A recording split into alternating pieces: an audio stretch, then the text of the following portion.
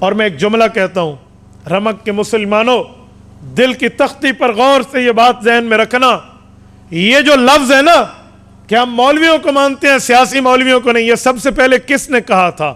اس دھرتی پر کس نے کہا تھا آپ جانتے ہیں؟ قادیانیوں نے کہا تھا۔ کیوں؟ کہ جب قادیانیوں نے ملک میں ختم نبوت کا انکار کیا اور مرزے کو جھوٹا نبی مانا، جھوٹے کو نبی مانا، اور کلمے کی دعوت دے کر اعلان کیا کہ لا الہ الا اللہ محمد الرسول اللہ میں لفظ محمد سے مراد مرزا قادیانی ہے، نعوذ باللہ۔ انہوں نے اعلان کیا کہ ہمارا نبی مرزا ہے، اس پر فرشتہ اترتا ہے جس کا نام ٹیچی ٹیچی ہے، اس پر سنسکرت زبان میں آیات اترتی ہیں، اور قادیانیوں نے اپنا مذہب بنایا اور حضور پاک کی ختم نبوت پر ڈاکہ ڈالنے کی کوششیں کی۔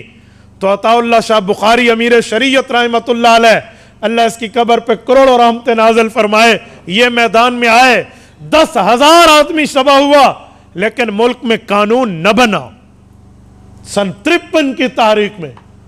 لیکن جب سن 1974 آیا، اس وقت اس ملک پر اللہ کی ایک رحمت تھی، ایک سیاسی عالم اسمبلی کا ممبر تھا جسے دنیا مولانا مفتی محمود کے نام سے یاد کرتی ہے رحمہ اللہ، یہ اسمبلی میں تھا، سیاسی بھی تھا، مدرس بھی تھا۔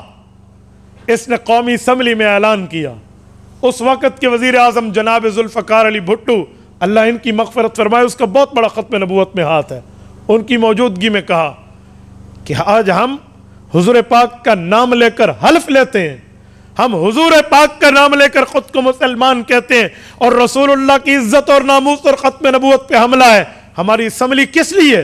ہم کس چیز پہ MLA بن کے بیٹھے ہیں؟ آپ اس چیز کا فیصلہ کرو۔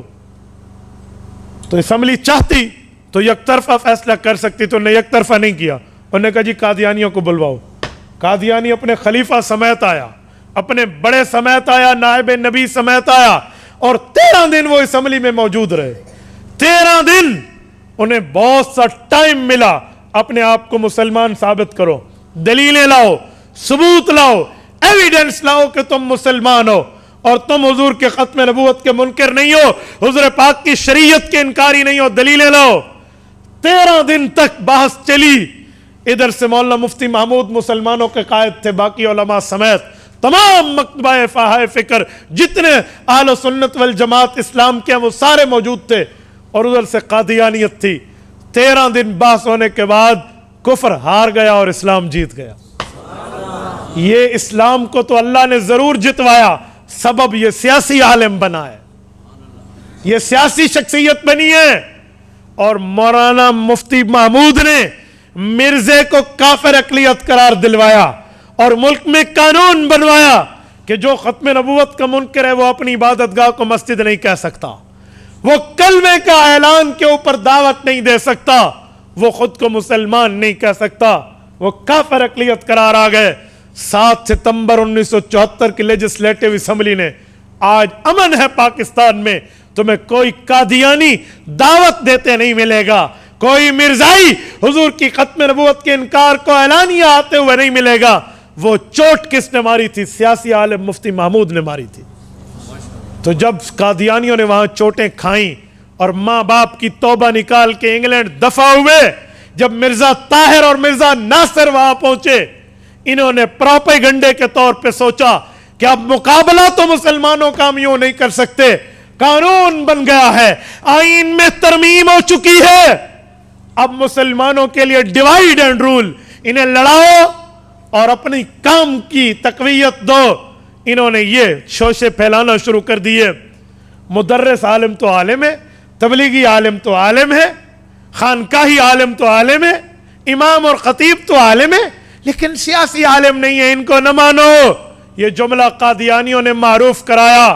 سن 74، آج سے 50 سال پہلے یہ کام شروع ہوئے، اور چلتے چلتے آج ہمارے مسلمان نوجوان یہ جملہ کہہ دیتے ہیں، ہم عالم تو مانتے ہیں، سیاسی عالم نہیں مانتے۔ ان کے دل میں دین کا درد تو ہے، لیکن دین کا علم نہیں ہے، پتہ نہیں ہے یہ جملہ قادیانیوں کا ہے۔ اور آج ہم کہہ رہے ہوتے، ہم انٹرنیٹ پر لکھ رہے ہوتے ہیں اپنے موبائل سے، پیسے ہمارے، پیکج ہمارا، وقت ہمارا، ID ہماری، موبائل ہمارا، ہاتھ ہمارا، اور ہم قادیانیوں کی باتوں کو شیئر کر رہے ہوتے. میرے دوستوں کچھ تو سمجھیں ہم. علماء نے یہ کام کیا ہے, اور جو کام سیاسی عالم نے کیا ہے نا, مرزے دی منجھی اسے ٹھوکی ہے. جی ہاں, حقیقت میں مرزے کی منجھی انہوں نے ٹھوکی ہے نا, اسی لیے اس کو عالم تو چاہیے. سیاسی عالم سے قادیانی ڈرتا ہے. اور سلام ہے ہماری قیادت علماء کرام کو لندن میں بیٹھ کے. یہ اس بے ایمان نے, مرزے کا جو موجودہ جانشین ہے, بے ایمان کیا نام ہے اس کا, مسرور, یہ وہاں سے بیٹھ کے اس نے کہا تھا کہ جب تک پاکستان میں مولوی موجود ہے نا, ہماری دال گلنے والی نہیں ہے. میں کہتا ہوں سنو, مولوی بھی موجود ہے, اور جب تک رسول اللہ کا کوئی غلام بھی زندہ ہے تمہاری دال پھر بھی نہیں گلے گی. تو یہ تو سیاسی علماء نے کیا, اور ہم اپنے سیاسی اختلافات کی بنیاد پہ سیاسی علماء کے خلاف باتیں کرنا شروع کر دیتے ہیں. خدا کے لیے کچھ سمجھ کے بات کیا کرو.